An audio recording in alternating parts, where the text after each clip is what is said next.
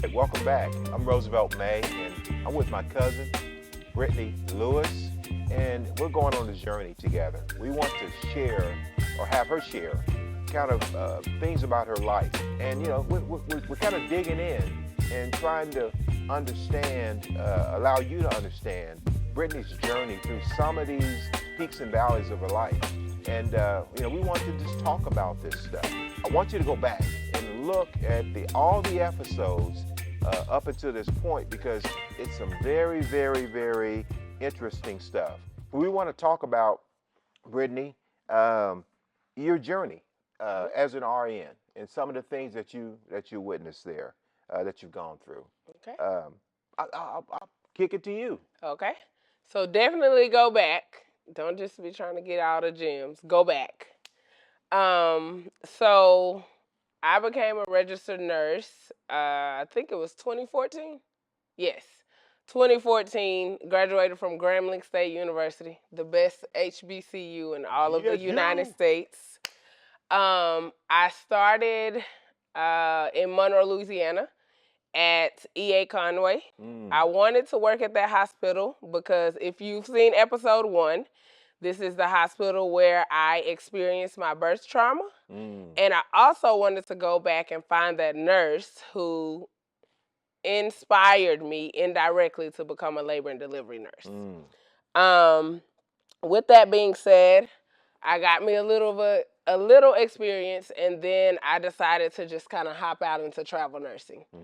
I would always say and put on my vision boards, I want to be a travel nurse. I want to be a travel nurse. I still have vision boards from like 2016 saying the different places that I wanted to go. Sure. I would like to say my first travel assignment was like in Texas, maybe. I just said like, hey, I'm going to go. I didn't know what I was hopping into. I started filling out like applications with different companies.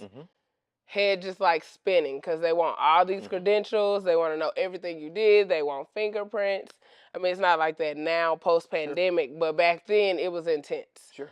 So I just started travel nursing, and I did not realize that would be like the vehicle that would change the trajectory of my life. Wow. It just kind of opened the doors to like friendships, relationships, and it was just a thing that would show me the world. Good stuff. Talk about some of the. Was there in your travels and in your nursing career, was there any forms of isolation, certain discomforts that you witnessed that has impacted you? There were. The comfort for me was being back home. Okay. That was all I knew. That included like my friendships, my social groups. I mean, that was my full identity. Sure. Leaving and going away, travel nursing, of course, I'm not going to say that these people did not love me, but people don't realize the impact of their words and how they sit with you. Hearing things like, oh, you big time, or oh, you think you this, or oh, you think you that, or oh, you don't have time for us, or you taking flights, and all of these different things. When ultimately, my ultimate goal of travel nursing was to be able to change the trajectory of not just myself, but my family as well. One of the things that I knew I wanted to do was, hey, I caught a flight. I want to be able to take my mom on a flight. Sure. I want to get my aunt on a flight. Right. I want to get my friends on a flight. Right. I want to do all these different things. Sure. And to go back home and see people and hear those types of things, I internalize it as like, what makes you better than them? Are you really thinking you're better than other people? What makes you think you deserve this?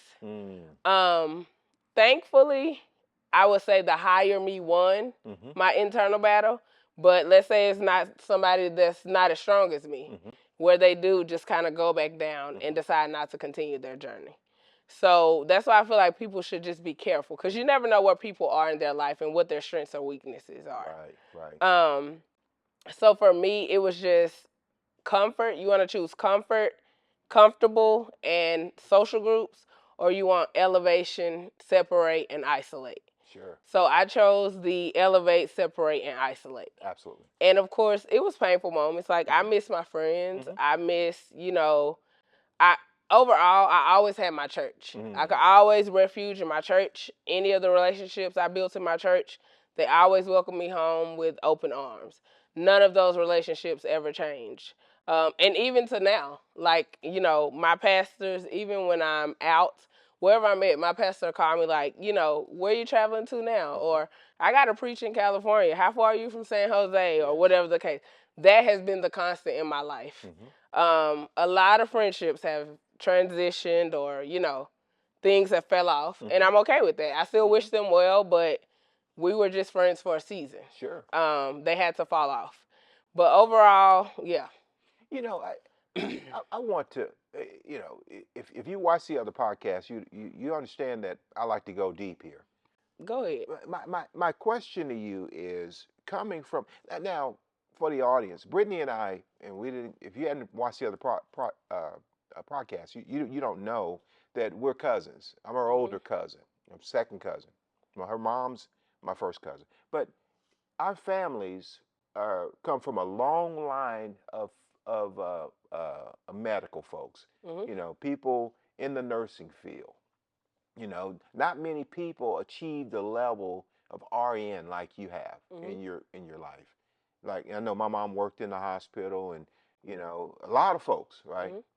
Um, Talk about the difference in your what you've had to endure to get to where you're at compared to the other folks, the other say family members that hadn't really achieved what you've been able to achieve and achieve the levels and the education and the knowledge in the nursing field, and how has that impacted you and maybe put you out on an island by yourself? I would say mindset, honestly. I mean, it just comes down, it's no fancy answer. Mindset. I have, I wasn't given a head start. We all started like on the same playing field. I have cousins that we all grew up in the same house. We all were teen moms. Like I didn't get a head start. I didn't have a silver spoon. It's just like I said, mindset. I have nothing. That's it. That's it. That's it. That's it. And how about I know you had to make some tough decisions with relationships, right? You had to make some tough decisions about shedding and leaving people behind, right? That you probably felt that was preventing you from being the greatest that you could be. Talk about that for a minute. I've had to shed relationships. Um, like relationships that like, hey, he's the one relationships. Um, and it does not feel good.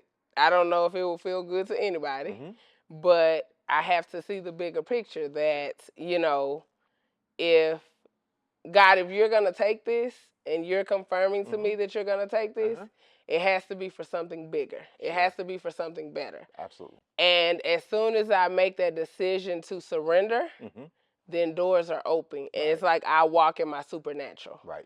And so my thing is I've surrendered through struggle long enough. Sure. So now I want to surrender safely. Wow. So surrendering safely gets me better product. Right. Or I produce better than surrendering through struggle. Absolutely. This segment obviously is elevation and separation, right? Let's talk about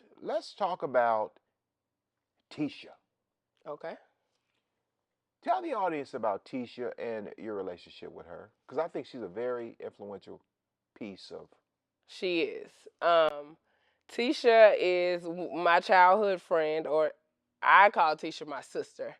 Tisha passed away, but Tisha is one of the few constants that no matter what I did in life, She is one of my friends that remained my friend no matter what level of elevation I was on. Yes. Tisha was my friend when I was a teen mother. Yes. When I had nowhere to go. Yes. When Byron did not have milk, Yes. Tisha was there for me. Tisha has a son, Tyler, and Byron and Tyler are like the same age.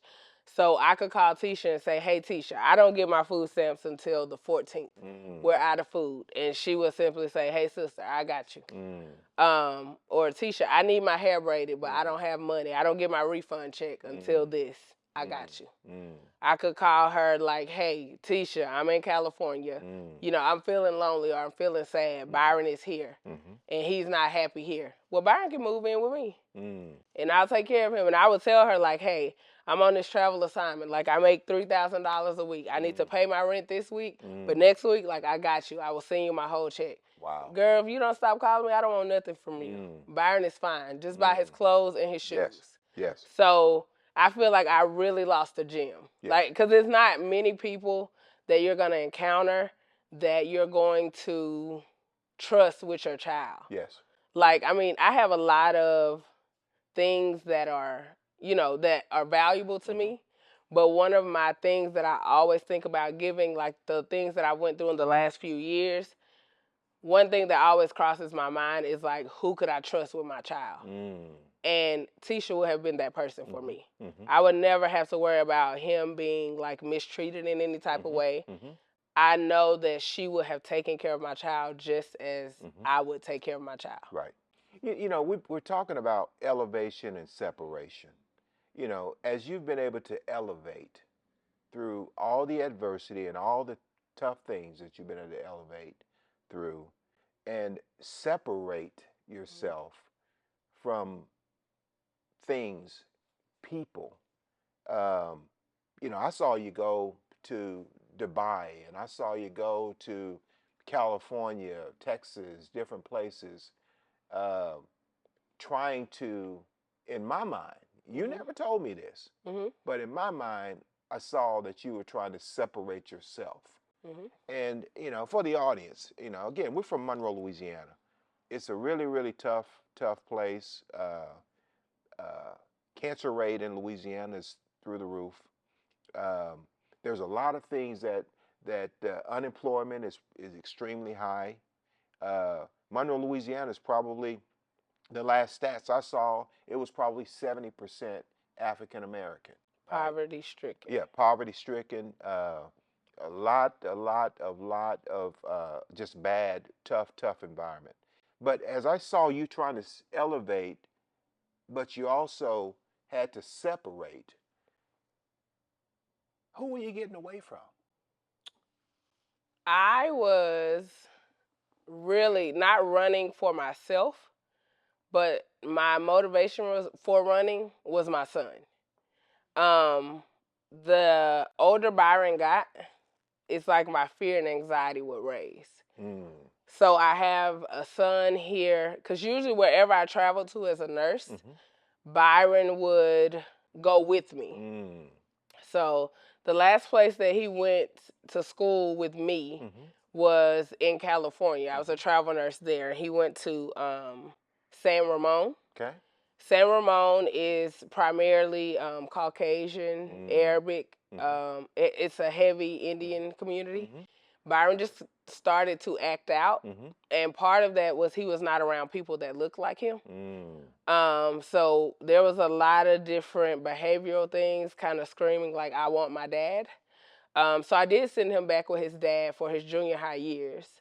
And one of the promises I made to Byron, when you get to 9th grade, we will settle. Wherever you want to go to high school, we will settle. Sure. One thing Byron did not know on the inside of me, Monroe was not where your mama wanted you to settle. And the confirmation for me was Byron he didn't know he was sending a signal to me, but he would just say like, hey mama, when you coming to gun row? Because of all the gun violence there. Right. So every time he said that, it's like my anxiety would heighten. And every day he's like, hey, mama, you know such and such got shot? Hey, mama, you remember this person's son? Hey, mama, you know they went to the skate ring and this person got shot? And this person got shot and that person got shot? And I'm like, you know, you can't, like, why would I leave my son there? that is the last place I want you to go to high school. That's just not where I want you to be. Sure. That, with a lot of other factors, that's not the only factor, Right. but in my head, I was trying to get him to shift to like the California mindset. Right. Like my hopes was, oh, you get in California, you're having fun, because he loves like the different cultural things. Sure. I have like Asian friends. He Right. loves Right. Asian culture. So my hopes was like that is where we would be, but that was not working for us.